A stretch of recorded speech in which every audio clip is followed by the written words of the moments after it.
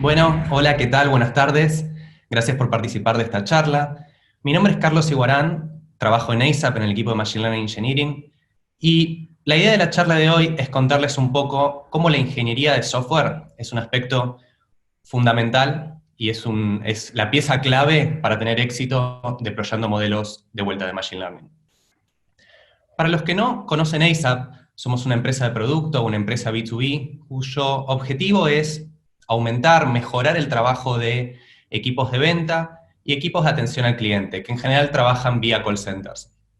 Tenemos 300 empleados hoy en día, las oficinas, digamos, si bien es una empresa fundada en Nueva York, hoy en día tenemos oficinas en múltiples países del mundo, múltiples ciudades, entre ellas Buenos Aires, que es este edificio que ven en pantalla, y el motivo por el cual tenemos un edificio bastante grande es porque nuestro equipo ha ido creciendo a lo largo de los últimos ya 2 años y sigue creciendo, y el motivo por el cual el equipo crece es porque tenemos este desafío, que es el de proveer a estos call centers, a estos equipos de venta, con un sistema que en tiempo real les permite tener conversaciones tanto por chat como por voz, y en el cual coexisten múltiples modelos de Machine Learning que les proveen, entre otras cosas, acciones automáticas, sugerencias de acción y respuesta, transcripción en tiempo real de la conversación por voz.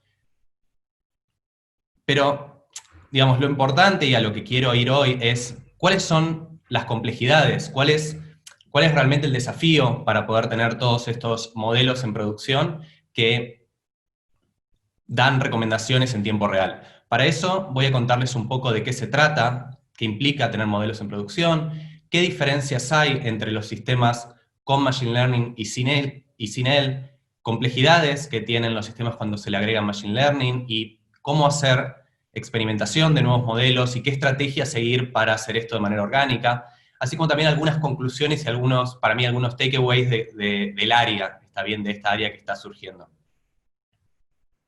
Para eso, déjenme arrancar contándoles qué implica un poco Machine Learning en producción. ¿Por qué queremos tener modelos en producción? Es una buena pregunta para hacernos y tiene que ver fundamentalmente con que resuelve problemas, con que hay una perspectiva económica detrás. Para eso déjenme irme un poco más atrás en el tiempo. Cuando surgieron los superconductores, lo que hicieron como innovación tecnológica fue reducir el costo de la aritmética. Y eso permitió que nuevos problemas o problemas que antes se resolvían de otra forma se empezaran a resolver como un problema aritmético. Lo mismo sucedió con la búsqueda y las comunicaciones. Que baje el costo de estas utilidades hizo que nuevos problemas se mapearan como problema de búsqueda o un problema de comunicación. Y Machine Learning lo que logra, lo que busca es reducir el costo de la predicción. Y eso hace que múltiples o nuevos problemas se empiecen a mapear como problemas de predicción. Un ejemplo de esto bastante claro son los vehículos autónomos. Un problema de navegación, antes, por ahí, aunque sea desde una perspectiva de investigación, se pensaba de otra manera y se empezó a framear, a estructurar como un problema de predicción a partir del desarrollo de Machine Learning. Entonces, lo que vamos a querer es nuevos problemas, mapearlos como problemas de predicción en el caso de que sea una buena idea hacerlo, ¿no? Entonces, una forma, desde ya les anticipo, peligrosa de hacerlo, es la que voy a esgrimir ahora. Podríamos querer definir el problema para luego formalizarlo como un problema de predicción, y en general vamos a buscar métricas que nos permitan medir el éxito o no de las soluciones. Y esas métricas, vamos a crear métricas offline que se utilizan antes de deployar el modelo, previo a tener un sistema corriendo, y métricas online una vez que el sistema está funcionando e interactuando con los usuarios. Podríamos querer empezar a trabajar e iterar sobre las métricas offline hasta que éstas tengan un resultado aceptable, y probablemente nos veamos tentados tal vez a querer usar el último paper state of the art o desarrollar uno nuevo para este problema particular que nosotros tenemos, implementarlo y de alguna forma pushearlo a producción, medio que nos desentendemos de este problema y tenemos un éxito casi que inmediato porque el modelo era muy bueno. Ahora, de todos los ítems que están en pantalla, los los primeros están en negrita y solo los últimos dos no. Porque los primeros hablan de modelos, fundamentalmente, mientras que los otros dos son los únicos que hacen alguna referencia a que el modelo tiene que funcionar en producción, tiene que coexistir con un producto, y que el éxito o no de ese modelo tiene que ver con un producto y un usuario final. Entonces, solo vamos a poder entender modelos de Machine Learning en la conjunción con un software que ya existe o que se está desarrollando y que puede ser arbitrariamente complejo, con un producto que tiene su definición y que tiene interacciones usuario-sistema que le son propias a esa definición, y datos que son generados tanto por los usuarios del sistema interactuando con él, como vía fuentes externas, vía datos previos, etc. Entonces, un poco, como ya estamos hablando de software y estamos hablando de un producto, ya la solución no alcanza con que sea buena para el dataset de entrenamiento, tiene que poder durar en el tiempo, tiene que ser una solución que podamos iterar, y además iterar de una forma que mantenga niveles de servicio. Es un software funcionando, ya los usuarios tienen determinada expectation, determinado nivel que quiere que le mantengamos de un servicio en el tiempo. Y ahí es donde nos damos cuenta que iterar modelos sobre un dataset es un problema distinto a iterar software productivo, que tiene un montón de restricciones. Y obviamente con esta ecuación o esta suma que está en la pantalla, nos damos cuenta que el modelo no es que funciona solo, sino que es una pieza de una maquinaria que podría ser razonablemente compleja. Y esto es una realización que está en un paper fundacional del área de Machine Learning Engineering, que les recomiendo fuertemente revisar, donde, entre otras cosas, la caja más oscura que está en la pantalla, que es la del código de Machine Learning, bueno, es una caja sumamente pequeña en comparación con todo el código de aplicación, el código de infraestructura, la configuración, el monitoreo, todo lo que rodea al modelo, que podría ser arbitrariamente complejo y arbitrariamente grande. Entonces, cuando empezamos a hablar de iteraciones, de niveles de servicio, de producto, de una infraestructura grande en la cual el modelo es parte, es donde la ingeniería de software y todas sus técnicas empiezan a cobrar valor. Ahora, si yo les dijera que aplicando las técnicas que conocemos hasta hoy de ingeniería de software, resolvemos el problema de Machine Learning en producción, probablemente me estaría quedando corto. No quiere decir que no sirvan, quiere decir que tal vez no son suficientes para algunos de los aspectos de Machine Learning, y es por eso que déjenme darles una intuición y contarles un poco qué diferencias hay entre diseñar software tradicional y diseñar software con Machine Learning. Cuando diseñamos software tradicional, queremos un software que sea correcto, y un software va a ser correcto en tanto satisface una especificación, satisface una descripción de lo que debería hacer. Ahora, múltiples implementaciones correctas podrían tener distintos atributos de calidad, una ser más extensible, otra tener mejor latencia, y solo vamos a poder decidir entre una y otra dependiendo del problema a resolver y qué atributo queramos darle más peso.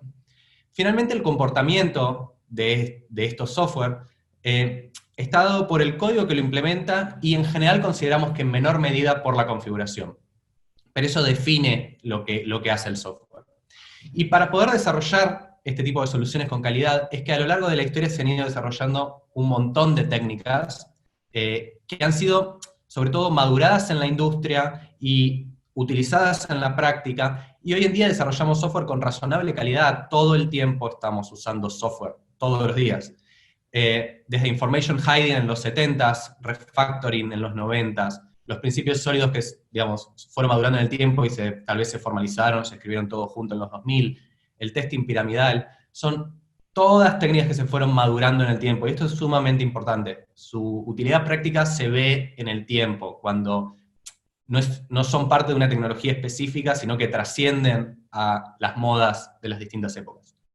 Ahora, cuando agregamos, para resumir un poco todas esas técnicas, ¿sí? Y resumiéndolas de una manera muy extrema, diría que son dos conceptos. Por un lado, componentes, pequeñas piezas que resuelven problemas más pequeños, y que si las probamos correctamente y les hacemos buen testing, las podemos reutilizar con algún grado de confianza.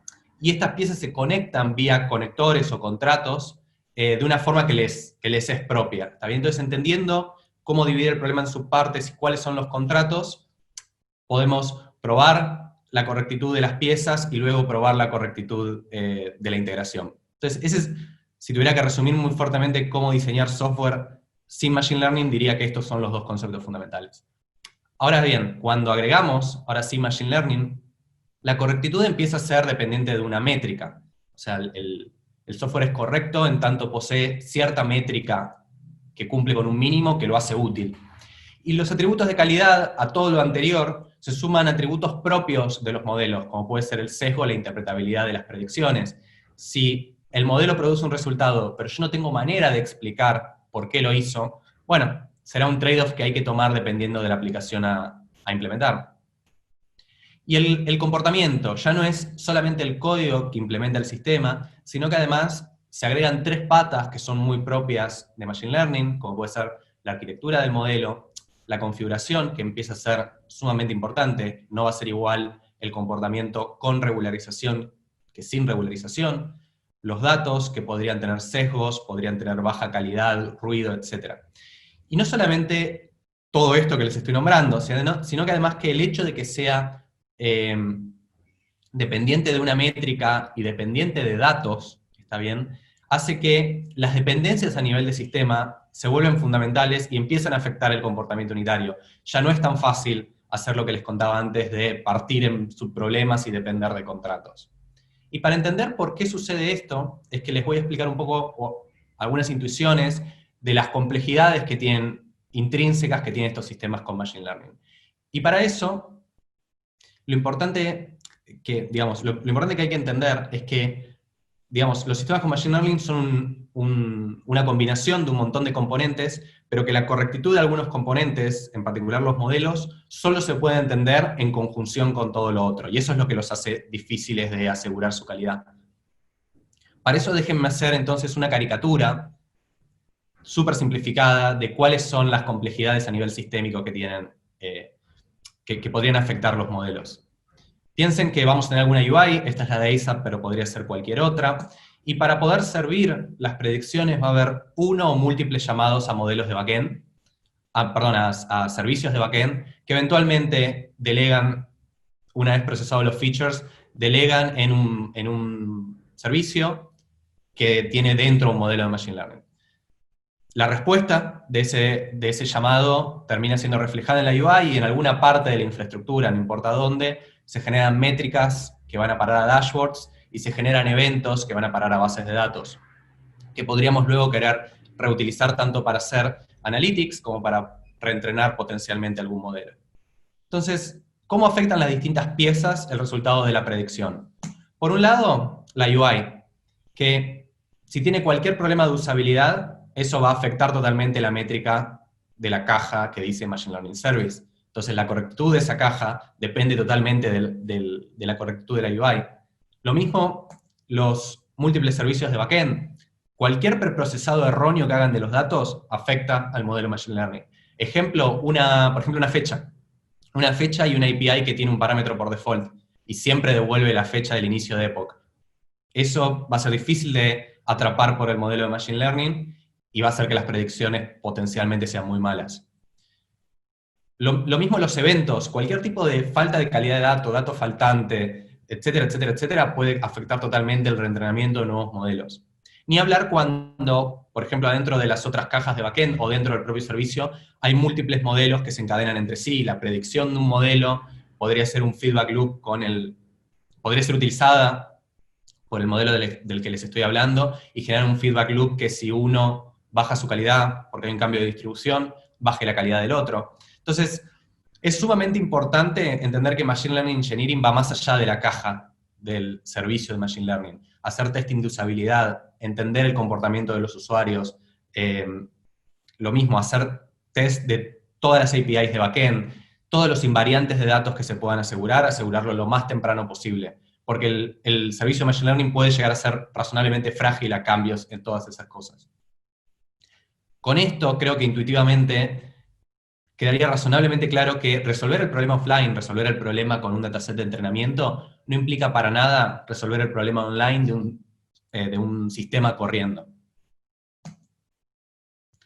Y les conté un poco qué problemas puede haber en todo lo que no es el servicio en concreto. Ahora, servir un modelo de Machine Learning es un problema importante a resolver, del cual solo voy a dar una introducción porque da para una charla completa hablar de este tema. Pero quiero que se lleven un poco la intuición de por qué es un problema importante. Una forma sencilla de resolverlo, la más sencilla de todas, es con un modelo embebido donde se carga dentro del código. Es una solución simple, obviamente, pero que tiene sus, digamos, sus desventajas de acoplamiento. Ejemplo, cualquier falla del modelo podría ser falla del servicio. Si queremos hacer un cambio de modelo, tenemos que redeployar porque está acoplado, o tenemos que implementar toda una lógica de hot swapping, que sería como reinventar la rueda, no tiene mucho sentido hacerlo. Entonces, cuando aumenta la complejidad, ya sea porque queremos cambiar el modelo, porque queremos tener múltiples modelos en memoria y empieza a afectar el tamaño de la misma, porque empiezan a variar los patrones de uso, creo que a lo largo de los últimos 6 meses usé todos estos patrones. Podríamos crear un fallback, donde ante determinadas condiciones de un primer modelo deleguemos en un segundo. Podríamos crear un ensamble donde combinemos las predicciones. Podríamos crear un A/B test, donde determinado grupo de usuarios recibe el tratamiento de un modelo y otro determinado grupo de otro. Podríamos crear algún tipo de pipelining, donde un modelo entrenado para algo resuelva ese problema y esas predicciones se usen para otro.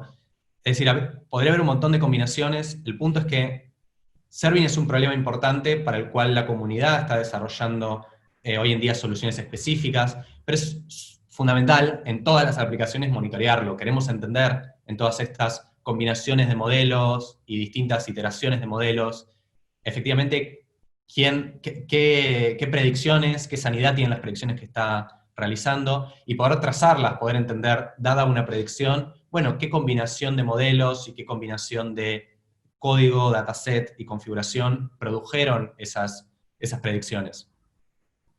Hasta ahora les conté qué sucede para poder tener, una vez que tenemos un modelo y está sirviendo predicciones. Ahora, ¿qué sucede tras bambalinas, detrás del escenario, para poder producir, para poder generar ese artefacto modelo?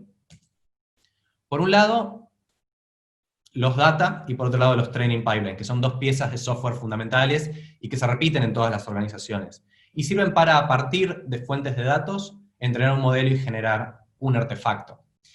Y son muy susceptibles a esta falacia en rojo, que como el cliente no las ve, el cliente no se entera que existe un data y un training pipeline, bueno, podríamos no aplicar técnicas de ingeniería y es código, entre comillas, experimental o que se banca a la baja calidad. Y esto es una falacia porque estos pipelines tienen un costo de mantenimiento que va a crecer con la complejidad y que va a tener que soportar múltiples versiones del modelo. En Acer tenemos un montón de clientes, no todos tienen la misma versión del modelo funcionando. Y lo mismo en otros, digamos, lo mismo aplica a iteraciones y a cualquier tipo de corte que se haga de tener múltiples modelos. Además, podríamos tener múltiples maneras de armar datasets o de entrenar, y eso va a afectar la métrica final. Y estos pipelines usan infraestructura cara, como es la GPU. Son todos motivos para querer tener buenos pipelines de buena calidad. Entrando un poco a lo que son los data pipelines, los podemos ver como, a partir de múltiples fuentes de datos, generar un dataset. Y yo le llamo benchmark dataset para separarlo de lo que es un dataset específico de un modelo. El benchmark dataset debería modelar el problema, no necesariamente modelar el problema para un modelo en particular. Lo que les recomiendo es establecerlo lo antes posible en el ciclo de vida del modelo. No queremos estar investigando y desarrollando modelos cada uno con un dataset distinto, y luego no sabemos bien cuál va a producción, cuál no. Esto tiene que estar y tiene que ser una única fuente de verdad lo antes posible. Que los cambios sean en general compatibles hacia atrás, para poder soportar múltiples versiones, y en general vía feature request, tener una única codebase para esto. ¿Por qué les contaba que quiero un dataset específico del problema y uno específico del modelo? Porque queremos poder investigar, y queremos poder no solamente investigar, sino reentrenar un modelo productivo o múltiples modelos productivos. Para poder soportar eso es que está bueno tener una única fuente de verdad, y después si hay especificidades de un modelo que queremos precomputar, tenerlas por separado. Y es importante tener versionado de todo esto por una cuestión de trazabilidad. Queremos entender específicamente con qué dataset se entrenó un modelo, y queremos entrar en este círculo de buena calidad de software donde testeamos muy bien los componentes, y testearlos muy bien nos da más insights de diseño y más insights de abstracciones que a su vez mejoran el testing. Entonces todo esto nos va a llevar a tener pipelines de buena calidad, bien sólidos, y no estar pensando, probablemente tengo un invariante de datos que no está bien expresado en código, o por ahí no está bien implementado. En lo que respecta a los training pipelines, los mismos parten de estas tres piezas fundamentales de datos, código y configuración, y entrenan un modelo, potencialmente en GPU, potencialmente de manera distribuida, generan alguna offline metrics que está bueno tenerla en algún dashboard para poder conocer la historia de todo lo que fue sucediendo, posiblemente hagan algún tipo de decisión, y dependiendo de qué tan cerca de hacer continuous delivery estemos, estallen el modelo en algún digamos, en algún storage, o deployan de manera automática, cualquiera de las dos, dependiendo de la situación. Lo importante, y lo que quiero que se lleven, es que esto es importantísimo. Es una aplicación, tiene que ser una aplicación de primera clase, y la calidad es fundamental a medida que esto se vuelve y empieza a ser complejo. A nosotros algo que nos dio muy buen resultado es utilizar Airflow en ASAP, porque nos permitió tener todo lo que ven en pantalla, tanto la orquestación de los distintos componentes como los componentes mismos, todos en el mismo stack de código, todos con buena cobertura de testing, y la verdad que nos dio muy buenos resultados. Entonces, si tuviera que resumirles todo lo que les fui contando, se resume en esta imagen de otro paper que les recomiendo leer, que habla sobre cómo dar un score de qué tan bien testeado está tu sistema de Machine Learning. En los sistemas tradicionales teníamos código con nuestro testing piramidal y un sistema con monitoreo, un sistema corriendo con buen monitoreo. Cuando agregamos Machine Learning es que tenemos todo lo anterior, pero a eso se agrega toda una infraestructura de entrenamiento, a la cual también hay que agregarle test y tiene que tener buena calidad, y se le agrega querer monitorear tanto lo que son los datos como lo que son las predicciones. Entonces, algo importante a tener en cuenta, porque no nos gusta reinventar la rueda, son los patrones, y tanto patrones que existen como patrones que están empezando a existir, o yo creo que en el futuro los vamos a ver más y más, que son soluciones a problemas repetitivos. Bueno, estos son los que ya están bastante establecidos, librerías de optimización, de autodiferenciación o de programación probabilística. Pero empiezan a surgir otros para mantener los modelos, para versionarlos, para servirlos, como les contaba antes, para poder portarlos de un lenguaje a otro, para manejar y versionar los datasets y los features de los datasets. Entonces, es importante a la hora de tener una estrategia, no reinventar la rueda, entender qué patrones hay, qué cosas podemos, en lugar de, digamos, reimplementar, poder reutilizar, para poder enfocarnos en los problemas también específicos del dominio, ¿no? Bueno, finalmente, antes de cerrar, quería contarles un poco algunas sutilezas y algunos aprendizajes a la hora de hacer experimentación y tener una estrategia para llevar un feature de Machine Learning a producción. Lo primero, compartir información. Para poder llevar un modelo de Machine Learning a producción, en general se combina conocimiento que va a estar representado en un equipo, tal vez por distintas personas. Conocimiento de Data Science, conocimiento de Machine Learning, conocimiento del dominio, conocimiento de ingeniería o de infraestructura. Entonces, una restricción tal vez del sistema que la persona de Data Science no conoce, o viceversa, podrían afectar el éxito final del equipo. Entonces, es muy importante no trabajar en silos, sino que trabajar de manera colaborativa. Por otro lado, ir incremental y reutilizar soluciones, fundamental, tanto en lo que se refiere a la literatura y a soluciones más complejas desde un punto de vista tal vez de arquitectura de modelo, pero también soluciones más simples y ir a las más complejas en términos del problema a resolver. Muchas veces pecamos de ir al problema AI completo desde el principio, cuando a los efectos de nuestro software lo podríamos haber diseñado distinto, y que partir con problemas más simples, resolver subproblemas también con inteligencia artificial, pero resolverlos si son más fáciles para luego pasar al problema más difícil. Va a haber que experimentar, es una realidad. Entonces hay que diseñar para ello, saber que vamos a tener que iterar en el tiempo, vamos a tener que experimentar y medir cosas.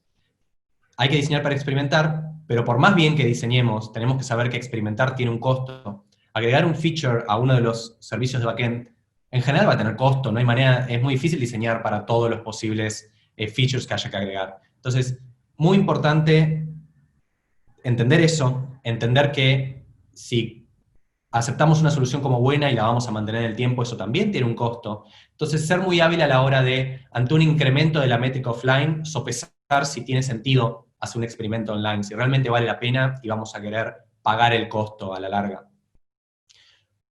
Además, recalcar la importancia de los baselines, no solamente para tener una métrica, sino además para resolver mucha de la complejidad que les vine contando, que les fui contando en la charla, tanto en lo que se refiere a tener los datasets y la manera de generarlos in place, tener el monitoreo, entender el sistema, entender las restricciones, entender cómo interactúa el usuario con el sistema, que como les contaba antes puede ser fundamental para el éxito, y para entender cuáles son esos subproblemas de los cuales les hablaba antes. Entonces, fundamental todos estos problemas que podrían ser considerados ortogonales al modelo, pero que son fundamentales para el feature Machine Learning, para la solución ingenieril Machine Learning.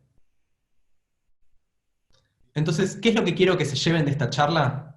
El camino, de alguna manera. Machine Learning es un campo que está en el inicio de un largo camino de maduración de técnicas, de maduración del know-how de las personas que lo aplicamos. Este tipo de software con Machine Learning, requiere más ingeniería de software, no menos, por más que tenga esta naturaleza experimental. Hay que diseñar para experimentar, diseñar para soportar múltiples versiones. Y también importantísimo, si bien es importante la ingeniería de software y hay que aplicar en todo lo que se pueda las técnicas tradicionales, en todos esos sus problemas que contaba antes, yo creo que van a aparecer y tenemos que seguir desarrollando nuevas técnicas para este problema que considero tiene desafíos nuevos que tienen que ver con lo que les contaba, que es más difícil dividir en subproblemas y reutilizar, que la correctitud tiene mucho de sistémico, entonces creo que van a surgir nuevas técnicas, pero hay que estar atentos e intentar aplicarlas, e intentar ver cómo funcionan. Y finalmente, resolver todos estos problemas que les contaba antes, que podrían ser o ser considerados ortogonales a la arquitectura del modelo, que no son el modelo en sí, es fundamental para tener un feature que funcione a la larga, que es en el fondo lo que queremos hacer, queremos resolver problemas, y el modelo solo no resuelve problemas. Creo que eso es un poco lo que quiero que se lleven de esta charla, y ahora sí, las preguntas que tengan, encantado de responderlas, y si no alcanza el tiempo pueden contactarme por cualquiera de los medios en el slide, feliz de seguir charlando de todos estos temas. Gracias. Bueno, el bot me dice que ya tenemos al speaker, el siguiente speaker en vivo. Carlos, ¿me podés escuchar bien? Te escucho bien. ¿Vos me escuchás? Perfecto. Carlos, ¿cómo estás? ¿Todo bien? Bien, muy bien, por suerte. Bueno, un montón de preguntas tengo acá para vos, así que tenemos tela para cortar y el tiempo es tirano, así que le vamos a dar. Dale. Primera pregunta de Jonathan, la más votada. ¿Cuál es el paper fundacional que mencionaste? Uno es el de Schooley y colegas, deuda técnica oculta en sistema de Machine Learning. Puedo pasar en el booth de ASAP, voy a estar pasando el link también para que lo tengan. Nombré el ML Test Score. Digo, hay un montón de papers súper interesantes en el área. Nombré un par que me parecieron fundacionales, digamos. Sí, acá también están preguntando por el paper, así que por eso y después puedo dejar los links ahí a mano, por el Slack, o eso estaría bueno, ¿sí? Bien, siguiente pregunta de Esteban, que pregunta en inglés. ¿Qué tech stack usan para el model serving? Bien, model serving. Digamos, como conté, hay un montón de soluciones open source y hay un montón de soluciones que la comunidad está desarrollando. En nuestro caso, tengan en cuenta que ISAP es una empresa cuyo core es Machine Learning y es inteligencia artificial, o sea, es de alguna manera el problema que resolvemos todos los días, para nosotros es fundamental. Entonces nosotros tenemos nuestro propio mecanismo de serving que es in-house, digamos. En este momento no estamos usando ninguno que esté por fuera. Ok, perfecto. Siguiente pregunta de Sebastián, es un poquitito larga, a ver si me seguís. Sebastián dice, ¿cómo sugerirías entrar a las problemáticas del diseño de software con Machine Learning para gente con formación profesional del palo matemática, física, ingeniería? ¿Cómo usa la programación como herramienta, pero no tiene formación profesional específica? Claro, entiendo, sí. Bueno, a ver, espero haberlos convencido en la charla que diseñar software con Machine Learning tiene algunas dificultades extra que son nuevas a lo que se viene desarrollando durante muchos años previos, ¿no? en software tradicional. A mí me sirvió haber trabajado previamente en software tradicional para luego saltar a trabajar en diseñar Machine Learning. De cualquier forma, diría, primero entender las técnicas tradicionales, entender las técnicas que ya están, que se usan siempre, para luego poder pasar a aplicar las que se pueden en Machine Learning o a desarrollar nuevas. Después, ¿cómo aprender eso? Bueno, imagino, digo, yo lo aprendí en la universidad, hay materias en las universidades, cursos en internet, etcétera, digamos. Perfecto. Bien, pregunta de Jesús. Dice, de vuelta, una larga, así que paciencia. Una duda que tengo, creo que es algo más general sobre Machine Learning y toda la aplicación de IA en general, es si se analiza el impacto social de esto. Me refiero a cómo esto impacta o impactaría para bien y mal, en distintas industrias, culturalmente y la sociedad en general. ¿O es algo que no se prevé en el diseño de soluciones basadas en Machine Learning? Bien, digamos, voy a responder la pregunta como en dos partes. Por un lado, digamos, los dilemas éticos que vienen de la inteligencia artificial es algo que la comunidad es consciente de alguna manera y están empezando a surgir tanto manifestos como lineamientos, como ideas de para dónde deberíamos llevar esta responsabilidad que tenemos a la hora de desarrollar inteligencia artificial y aplicarla tanto en la industria como en, digamos, donde sea. Están empezando a surgir esas cosas. Del lado de ASAP y de la solución que nosotros tenemos, por un lado es una solución de augmentation. Pretendemos ayudar a las personas vía inteligencia artificial a que puedan hacer su tarea de una mejor manera, más rápida y tal vez lograr mayor paralelismo, resolver más cosas por unidad de tiempo. Entonces, digamos, siento que las estamos ayudando utilizando inteligencia artificial. Si bien entiendo que es importante esa preocupación, y creo que, digamos, los lineamientos éticos tienen que estar en cualquier tecnología que se desarrolle, inteligencia artificial en particular. Bien, perfecto. Siguiente pregunta de Mauricio, bueno, siempre alrededor también de capacitación. Estoy por entrar a la universidad, ¿recomiendas la carrera de ingeniería de software? O por ahí sí hay otra. Sí, a ver, hay múltiples carreras que, si querés, que tienen salida laboral en el mundo tecnológico. Hay múltiples. Y es posible que, digamos, tengan perfiles distintos o formaciones distintas. Yo lo que recomendaría es, bueno, hacer un poco un análisis de qué le gusta a cada uno, entender qué es lo que lo motiva y en base a eso elegir. Hay una página muy buena que les recomiendo, estudiarcomputación.gobar, si no recuerdo mal, que la desarrolla la Fundación Sadowski, que pretende dar un poco digamos, información a la hora de tomar la decisión de qué carrera estudiar. Creo que lo que más les recomiendo es entrar a esa página, interiorizarse. Hay un montón de charlas de carreras que les permite un poco interiorizarse más y entender de qué se tratan antes por ahí de tomar una decisión. Entonces diría esa página y buscar en las distintas universidades o carreras las charlas de divulgación que pueda haber. Buen dato. Bueno, siguiente pregunta de Carlos. Dice, recomendaciones con respecto a iterar modelos y datasets de cara al producto final, metodologías o herramientas. Metodologías o herramientas.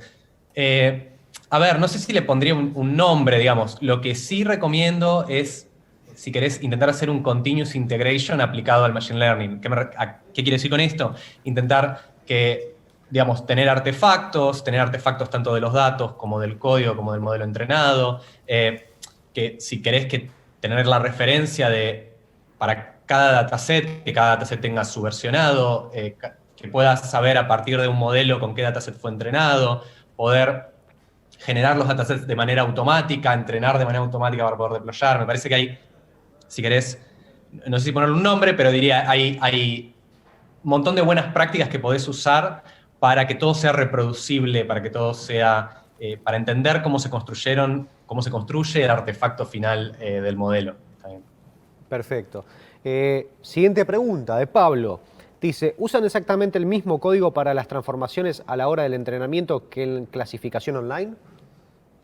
Bien, a ver, claramente un objetivo muy grande que digamos, cualquier modelo de Machine Learning en producción tienen es poder, lo que es la discrepancia entre tus datos de entrenamiento y tus datos de serving sea la menor posible. Entonces, una buena técnica, un buen patrón para aplicar es que tu preprocesamiento sea el mismo en ambos casos. Ahora, como te decía antes, cuando estás, digamos, con un dataset de entrenamiento, no hay una UI en el dataset de entrenamiento, posiblemente, y no hay múltiples servicios de backend. Entonces, toda esa parte es muy difícil de reproducir en tiempo de entrenamiento. Tal vez puedas hacer algún tipo de simulación, tal vez no necesariamente de UI, pero sí de las interacciones del usuario con cómo se va a servir el modelo.